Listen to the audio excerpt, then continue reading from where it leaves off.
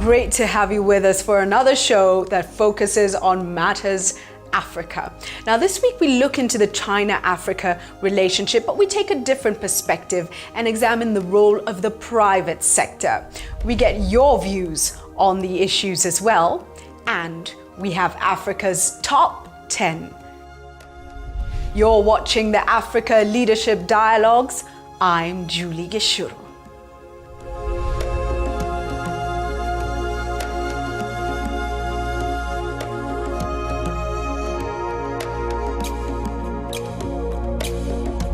So often, discussions around the China-Africa relationship revolve around the fear of exploitation by China of a hapless and helpless African continent. But we shift the focus tonight and we're asking the African private sector, what's your role in leveraging the relationship with China to benefit not just your companies, but your countries and the continent at large? We have an amazing panel discussion for you tonight.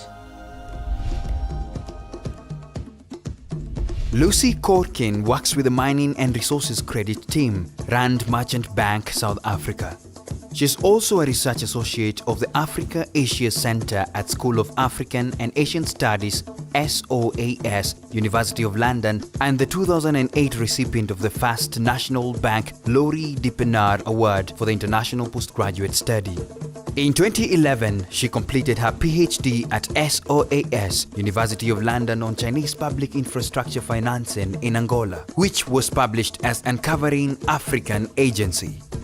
Esa Rantanen is the head of Finland Trade Center East Africa, FinPro. Prior to this, Rantanen was the head of FinPro Hong Kong and Guangzhou from 2008 to 2010. He was also the senior consultant of Finland Trade Center before joining FinPro Hong Kong. Isaac Kwaku Foku Jr. is the principal and founder of Boto Limited and CEO of the African Leadership Network. He has over 15 years of experience in change and project management, supply chain management, and business development. His areas of expertise include corporate due diligence and governance, process design and implementation, China-Africa relations, political and economic risks analysis, and Islamic finance. In line with his passion regarding China-Africa relations, Isaac serves as founder and board chairman of the Sino-Africa Center of Excellence, SACE, and the China-Africa Internship Program, CAIP. Derek Mbijiwe is a business development director, Sino-Africa Center of Excellence Foundation. His professional focus over the past 5 years has involved working with Chinese companies in infrastructure and real estate projects. He is involved in some family farming ventures including bamboo, tea, coffee and mango plantations. He is a director at Dormans and was previously a director at the Kenya Investment Authority. And guest speaker Tian Lin, Counselor and Deputy Chief of Mission, Chinese Embassy in the Republic of Kenya. Prior to taking up the position as Counselor and Deputy Chief of Mission at the Chinese Embassy in Kenya, Tian Lin was formerly the Counselor of the Permanent Mission of China to the United Nations and alternate representative of China to the United Nations Security Council. So going into the discussion, Issa, I'm going to start with you. Extensive experience in China. You've been now in East Africa for about 3 years. Let me ask this. You went to China in the 90s, so just let's tap into this. What did Finland see in China at a time when so many people were still rather skeptical? No, I can tell you, we were really crazy once that if I tell you how I start business in China, if you're coming up north, what we go to sell to China, we went sell to snow. Actually, we were very first one to selling the snow guns. I don't know, maybe in Africa this is not so common thing, but the snow gun is a machine you make artificial snow for the ski resorts. That time when we went there, there was maybe 3-5 ski resorts, couple hundred skiers, and I just checked before I came here. Currently in China, they have 200 ski resorts, 5 million skiers, and that happened like less than 2 decades. Let me now come to Derek, and you're working with local businesses and creating relationships with China. You've got interns actually from China in a program right now in Kenya. It takes madness. It takes crazy people to believe they can change the world to change the world. Why are African businesses so averse to risk?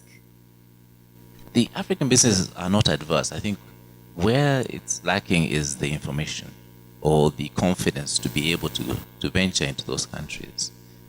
There are barriers like language, of course, but there's also the silent barriers, the barriers of how do we start trading and how do we present our products so that they're acceptable to the Chinese.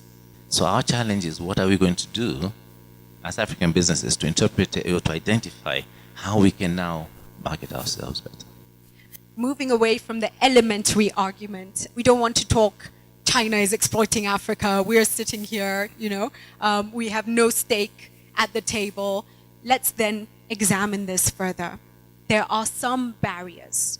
What are the barriers? And by its very nature, shouldn't business be exploratory enough, innovative enough, and brave enough, an African business at that, to investigate it further and to start asking itself, what indeed do we want from the Africa-China relationship?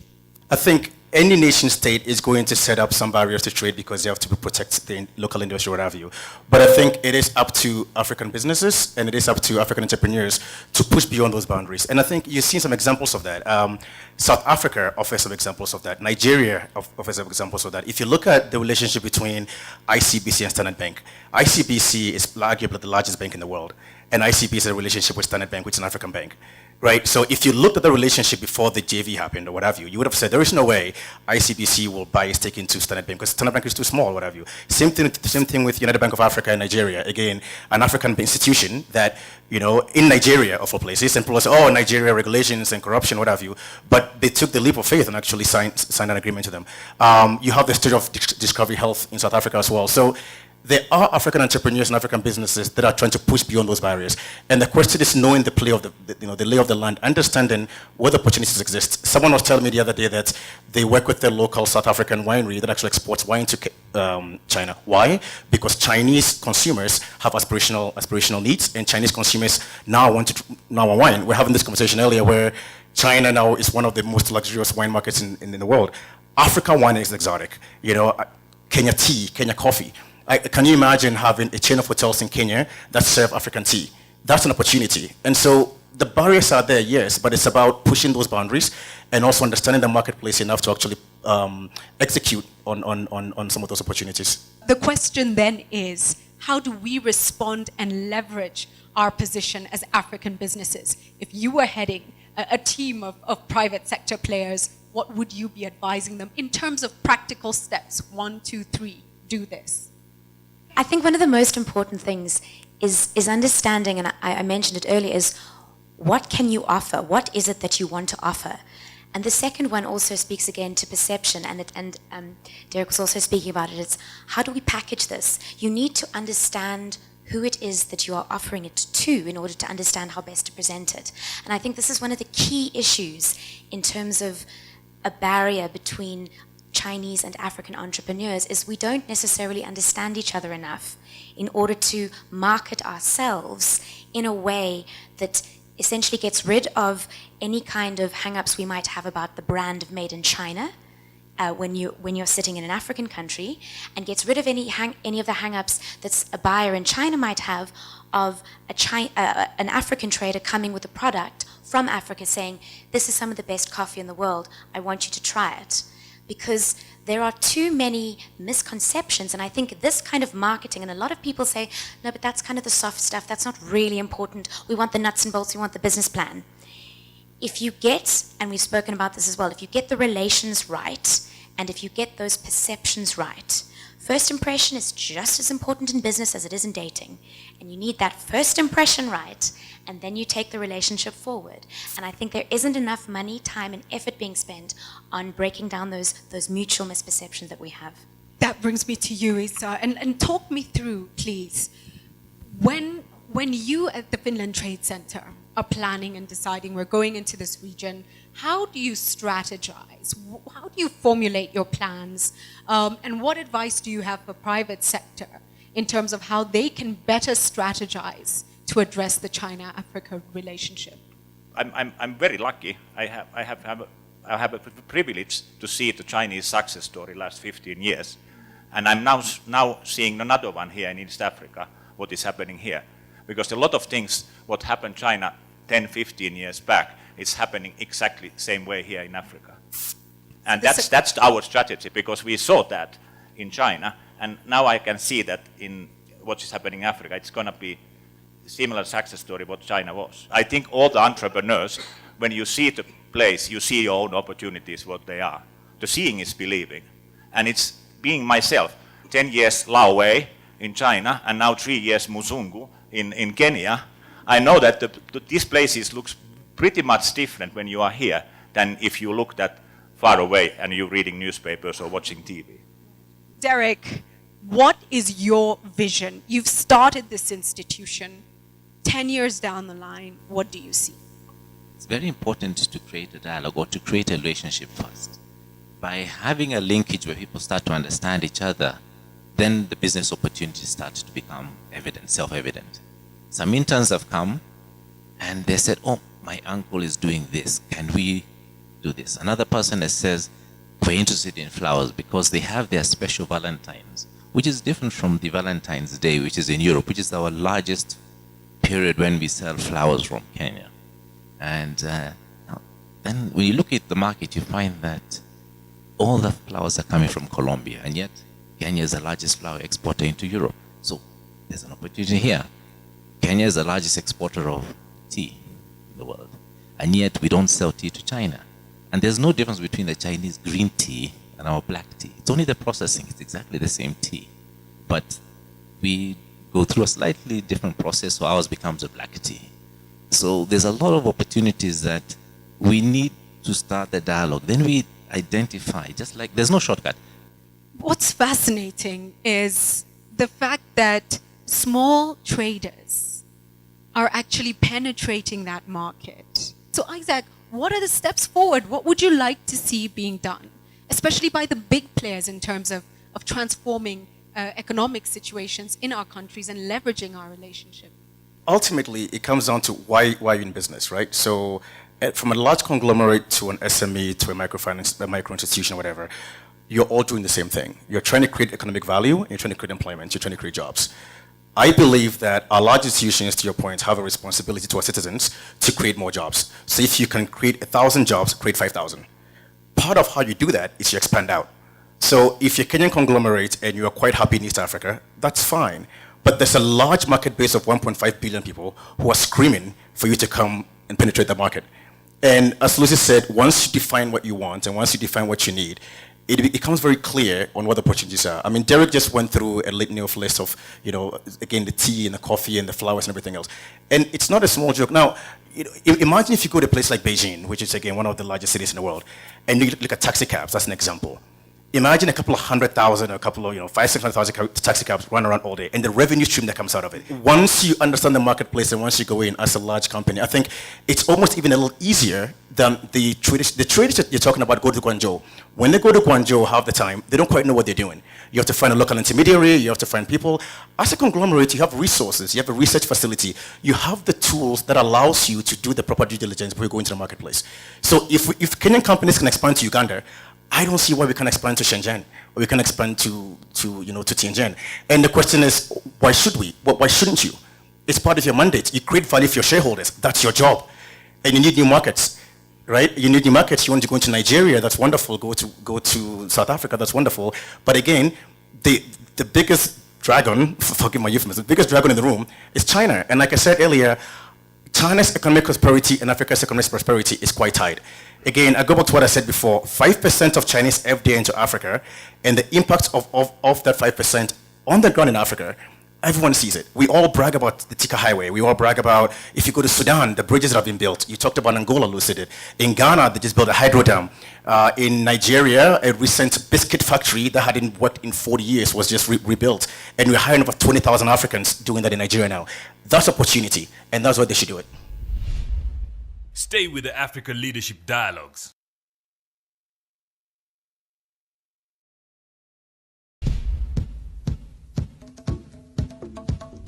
For a business, private sector players in Africa, skeptical about the China-Africa relationship, what would you advise them in terms of how best to access the Chinese market and the benefits that are therein? There's a lot of nonsense about Chinese companies here. They say that Chinese workers are working in a very poor working condition. They said that the Chinese people, they don't have Saturdays or Sundays, and they work all the days, or even they work in the evening. So that might be a Chinese culture, because when the Chinese workers come to Africa to work here, usually they are not expected to work here very long. They just want to earn some money, and if they can do something, they earn more money, they will do that. That is the Chinese culture. But maybe in Africa, people think in different ways. So that is one example for the cultural differences. And also, I cannot deny there's a lot of interests disputes. When the Chinese people are coming here to do business, obviously, capitals or the entrepreneurs, the major goal for them is profits. That is for sure.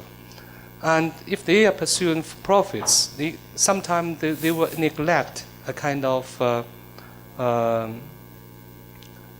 what we call maybe called social responsibilities. They will not think about everything that the government is thinking about. So what they do is just to earn some money here. Very simple. They are not coming to occupy, or they are not coming to taking all the profit from the African back home. So they just want to do some business here. It's very simple. So, but the questions that we are faced with, I think we should face with these questions and find ways to solve these questions. But I believe that through the mutual understanding has been expanded, and we have been working to enhance the understanding between these two peoples, the whole situation will improve greatly. Thank you. I'm from DRC. I think, Isaac, I would agree with you to say the Chinese, the way of governing is quite long-term planning. They tend to have a 20, 30-year vision. I think we're talking about them exporting widgets to Africa. I think that that's part of the story, but I think that the big story of Chinese involvement in Africa, and let's just call a cat a cat, is access to very valuable natural resources. Less so in Kenya, but certainly the case in DRC. The second piece is Africa at the moment has the largest amount of arable land available that they very much need to feed a growing population of billion. And I think there's a lot of interest in accessing the resources. We don't hear a lot of plans about processing those resources on the ground, transferring knowledge, creating employment, and that's the type of win-win situation that we want to see. When it comes to arable land, we all know that at that sort of scale, you're looking at large-scale farming. 90% of our farmers are small-scale farmers. We're not hearing what are we going to do with these people when they're displaced, etc. Thank you for that. I'll take that to the panel. Let's just address that because I think it's a weighty issue.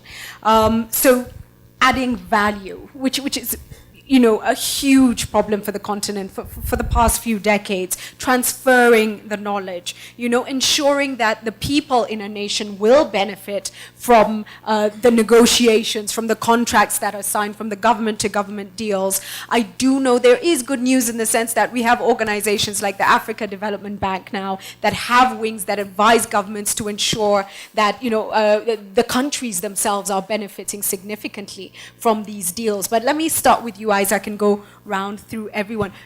These concerns, are you seeing any changes? Are governments starting to take these issues seriously, or are the African citizens still getting a raw deal from some of these contracts? If I come to your house and you allow me to take everything from your house, I will take it. Right? I mean, it's very Hobbesian. No one lives in a lock-in world anymore. It's a state of nature. It's real politics. So, yes, should we be negotiating better deals with Chinese governments? Absolutely. Is it up to African governments to do that? Yes, without a doubt. Are African governments doing that? Sometimes. Right? In the case of Angola, as Lucy was talking about, this idea of local content, 30% local content. Let me even push back. So, And governments negotiate and say that, okay, you have to give us 30% local content. And then the Chinese show up to do the construction project. And then they say, where's the local content? And we don't have it. And then we say, oh, why are the Africans not being the engineers and why are the Africans working in engineering shops? And the experience in some of these firms is that the Africans who go to this engineering construction sites as engineers don't want to learn Mandarin and they don't speak Mandarin. And now you have a language issue. And as African governments, are our governments taking the time to train us and provide the skills for the enable environment so that people who are working with Chinese actors can interact more effectively? We're not doing that enough. Now, I think it's changing. I think over the last few years, you've seen the AU and also the ADB making a concerted effort to actually get governments to negotiate a little better with the Chinese counterparts. But as Lucy said, in all those deals, someone in Africa is winning. And it's not all the Chinese winning. The question is it the right winner, right? And so as private citizens and as influencers, in every African country, business leaders are influencers in government, in every African country. We push government, we lobby government, everything else. Why aren't we doing that? Why are we expecting the Chinese to provide value in agribusiness to teach us how to mill rice? Why aren't our farmers doing that? In Uganda, there's an example of that for a rice mill where an African entrepreneur decided to take that upon himself to start processing, sort of adding value to the rice before exporting. Again, in Uganda, the Ugandan government took the initiative to put a trade representative in China solely for coffee. So that now good African coffee is sold in Uganda because the government made the initiative. In Rwanda, another example, the Rwanda Development Board has an office in Shenzhen doing the exact same thing. And I think as more governments provide an enabling platform for us to trade with China, some of these issues will go. Now, are we ever going to have a win-win 50-50 with China? Probably not. We don't get a win-win with anybody else, right? I mean, so how are the Chinese any different? It's what you bring to the table. If I come and I'm coming to take out all the diamonds, and you're telling me that, you know, this is the rate, and I tell you I'll give you a road in return, I'll give you something else in return, and you don't push me to provide value beyond that, that's sort of on you in some regard. In China, the concept, and I think it's sometimes a little bit over-commercialized, the concept of guanxi is huge. Because of the low trust society, you do your homework, you know your people. Whereas, you know, someone gets off a plane into Nairobi and says, take me to your leader. And then you want to get a business plan. And it can't work like that. It's both ways. You have to do the work and find the people, and it takes a long time. People always accuse Africans of having a short-termism, but that's so far in advance. I think we're just starting to enjoy the growth. No, but I think the thing is that, again, I think Ehsan and Isaac have covered most of it. I think that we're still in the growth phase. Of course, we're not going to grow like this forever. I think the danger is for us to think that if we understand that, it doesn't necessarily mean that there's suddenly going to be a dip. If we play our cards right, and as has been said before, if we learn from history, it'll be a leveling off. At the moment, everyone is crying blue bloody murder because of the fact that China is slowing down, because everyone has placed so much reliance on China to be growing at double-digit growth rates to basically grow the rest of the world out of a crisis. It was logical that after 30 years, China was going to start slowing down, and China is rebalancing its economy in order to create a sustainable growth rate so that they can actually continue to grow at a more measured pace. And with the right preparation, the countries in Africa that are growing at double-digit rates at the moment will do the same in 15 years' time. Private sector is private sector. They are aggressive. I mean, the Chinese businesses are super aggressive, and they can negotiate you to death. But at the same time, you can't ignore that, because if they have got the momentum and they're going forward, and even their currency is going to become one of the tradable currencies in the world, do we not have to be part of that? Now, as to whether there's an option, it isn't really an option. I know Chinese companies who are doing now real estate, or going into energy, or going into, and they're getting 30, 40, 50% returns in Africa now. So the question is, yes, there is a risk in Africa. There's different policies. We don't know what the government will be in 5 years' time, versus, with China, you have a fairly good idea the government is going to be pretty much the same for the next 20 years. So those are the kind of, political and economic risks that you put into the formula for your fund. The likelihood is that Africa is going to have a long-term sustainable growth. I'm not worried about China. China, the more you look at it, the more you realize that it's actually not country. I mean, it's a civilization that has been growing over a long period of time. So they fell asleep a bit, I think, and now they're waking up again. And I think they're even beginning to grow. So I'm very bullish about the future. Let me leave it at that. Thank you so much. Let's give a big hand to our panel. Stay with the Africa Leadership Dialogues.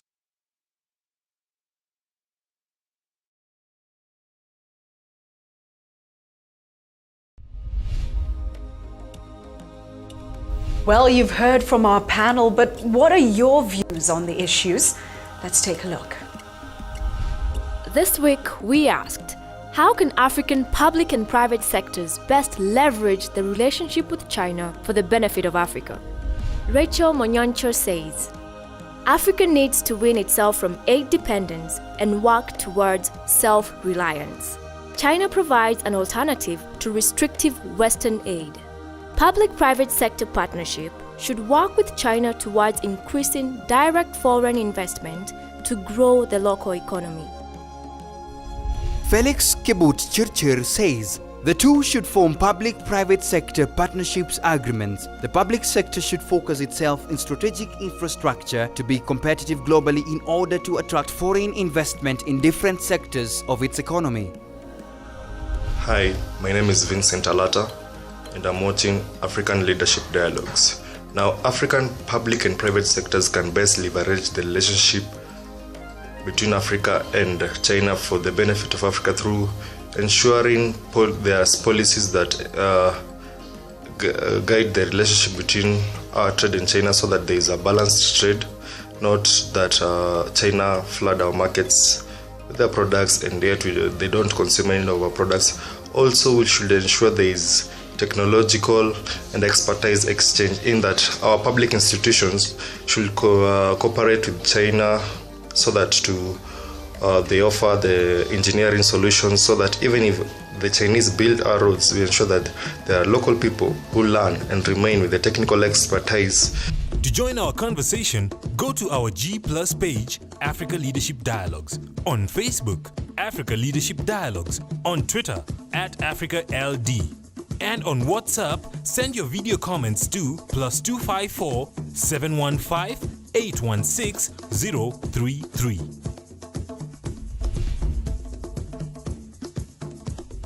And now, Africa's top 10. On Africa's Top 10 this week, we focus on China's agenda for Africa. At number 10 is extended cooperation in the health sector, including plans to step up high-level exchanges in health-related fields and eventually hold a China-Africa high-level health development workshop. At number 9 is strengthening China-Africa people-to-people friendship. China plans to support and promote exchanges and cooperation between non-governmental organizations, women, and youth from the two sides. At number 8 is the support of the African integration process. China plans to establish a partnership with the continent that is focused on transnational and transregional infrastructure development, support-related project planning, and feasibility studies. At number 7 is the promotion of African peace and stability. To foster security on the African continent, China will launch the initiative on China-Africa Cooperative Partnership for Peace and Security. This will help boost cooperation with the African Union and African countries in areas related to peace and security in Africa and provide financial support. At number 6 is fostering of cooperation under the multilateral framework. China seeks to support Africa's self-enhancement through unity and works hard to strengthen cooperation with the African Union and African sub-regional organizations in a variety of fields, including capacity building and mechanism construction. Number 5 is improvement of livelihoods and capacity building. In recent years, China has actively developed cooperation with Africa in areas relating to public amenities, medical and health care, climate change and environmental protection, humanitarian aid, and other fields without setting any political conditions. Endorsement of African infrastructure construction comes in at number 4. By the end of 2012, Chinese enterprises completed construction contracts worth $40.83 billion in Africa, an increase of 45% over 2009, accounting for significant 35.02% of China's overseas contract work completed. At number 3 is nurturing cooperation in agriculture and food security. In recent years, Sino-African trade in agricultural products has grown quickly. From 2009 to 2012, China's agricultural exports to Africa grew from $1.58 billion. From 2009 to 2012, China agricultural exports to Africa grew from $1.58 billion to $2.49 billion, an increase of 57.6%. During the same period, China agricultural imports from Africa grew from $1.16 billion to $2.86 billion, a 146% increase. Positioned at number 2 is boosting investments and financing cooperation. The Chinese government supports enterprises and financial institutions to increase investment in Africa. From 2009 to 2012, China's direct investment in Africa increased from $1.44 billion to $2.52 billion with an annual growth rate of 20.5%. And at number 1 this week is the promotion of sustainable development for trade. China-Africa trade development has maintained comparatively rapid momentum against the background of sluggish global economic recovery in recent years. In 2012, the total volume of China-Africa trade reached $198.49 billion, a year-on-year growth of 19.3%. Of this, $85.319 billion consisted of China's exports to Africa, up 16.7%, and $113.171 billion was contributed by China's imports from Africa, up 21.4%. And that's Africa's Top 10 this week.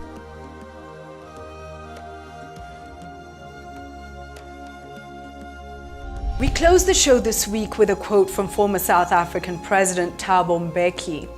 He said, "The time has come that we remake ourselves as the midwives of the African Renaissance." Indeed, it's up to you and me.